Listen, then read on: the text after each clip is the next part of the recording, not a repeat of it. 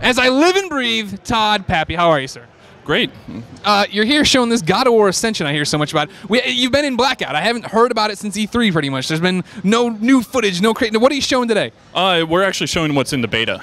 You know, the public beta, we wanted people to get their hands on it, give us feedback, actually work out some of the kinks that we know is going to be there. A lot of the fans haven't been able to play it. If they were able to make it to E3 or Gamescom, then they were able to play it, but now they'll be able to play it at home and actually kill some devs too.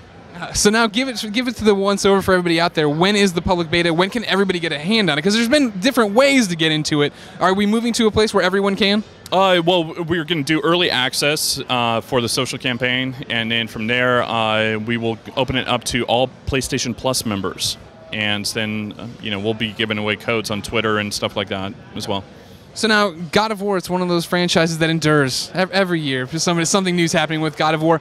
Is it hard for you guys right now when you're focusing on a game not to be talking about it? Like, we talk about Game of the Year, right, and all these crazy things happening for 2012, right. And it starts overshadowing 2013 because we're not there yet. You guys have this game that looks amazing coming out in March. Is it weird not to be talking about it more? No, I like it.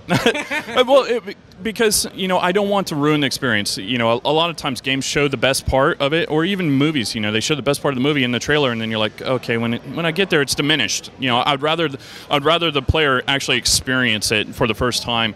So for me, I know it's hard on our fans and everything like that, but for me, I prefer to be going under the radar a little bit more, and then in January and stuff, that's when we'll really start talking about single player.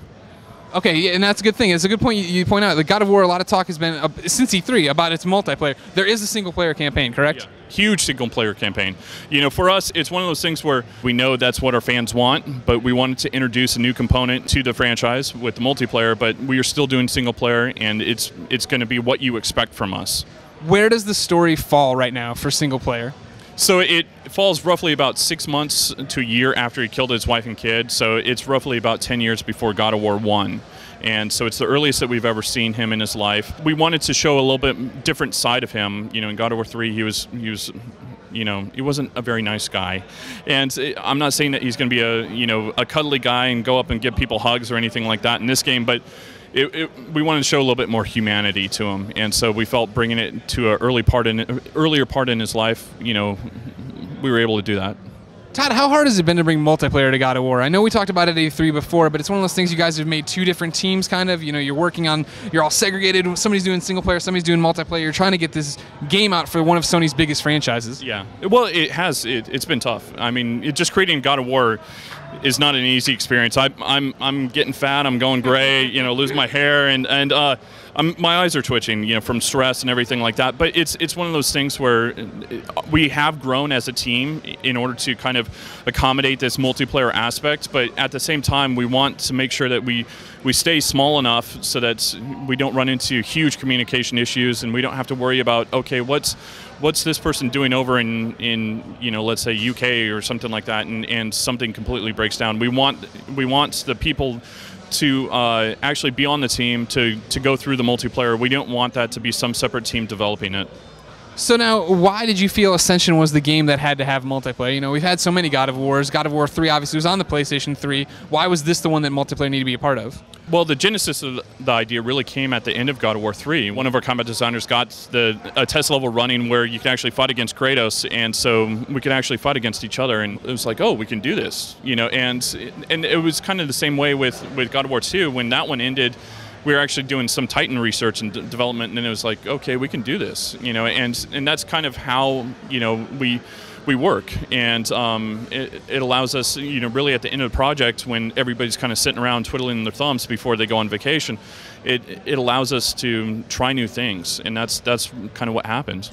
Were you surprised? I mean, it's one of those things now that God of War Ascension is, a title people know more about. People are down with it, but I think when it first got announced, there was a lot of blowback, right? They're putting multiplayer in everything. Every game has to have multiplayer. Were you expecting that kind of reaction from certain fans or from Vocal? And did you know you just had to prove yourself?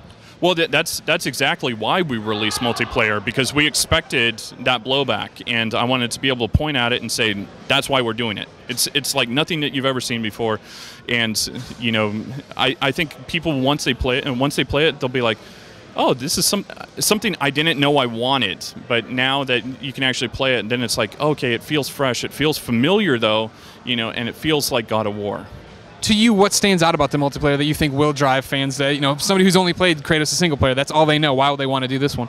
Well, I mean, there's not that many multiplayer melee combat games out there, and for those fighting game enthusiasts, for the God of War enthusiasts, I think that this will be a game that you'll be able to have a great time with, and it's different than a shooter. It's visceral, it's up close in your face, and it has all the moments that you come to know from a God of War game. Big question, Todd Pappy, you're in charge of God of War these days. What did you think of Kratos in All-Stars Battle Royale? I thought they did a great job. I mean, they worked closely with the dev team. We actually provided a bunch of their animations. Their lead animator actually worked on God of War 2, and he worked closely with us. And then Omar, basically, he's a combat enthusiast, and we actually tried to hire him, to work as a combat designer here. But they treated Kratos with the love and affection that we expect any dev to treat our baby, just like Ready at Dawn did. So was there apprehension on your part? Did they have to go through some kind of were they trying to date your daughter pretty much? They have to come up and court you and sweet talk you? Well, it actually kind of started with Stig, and I was part of that because that's when it was transitioning into my hands. But we saw we saw the model, and that was kind of the first, or the concept art, and from there it was like, okay, let's fix this, and then we saw the model and it's like, okay, they're taking him and they're kind of putting his own style on it, and then from there it was a go. Comes out in March, right? This God of War Ascension? March 12th, 2013. It's coming up pretty quick. Are you tired? Are you getting scared? I am tired. I'm always scared, but it's one of those things where that drives us forward and pushes us to do our best. For everything God of War Ascension, make sure you keep it here on IGN.com.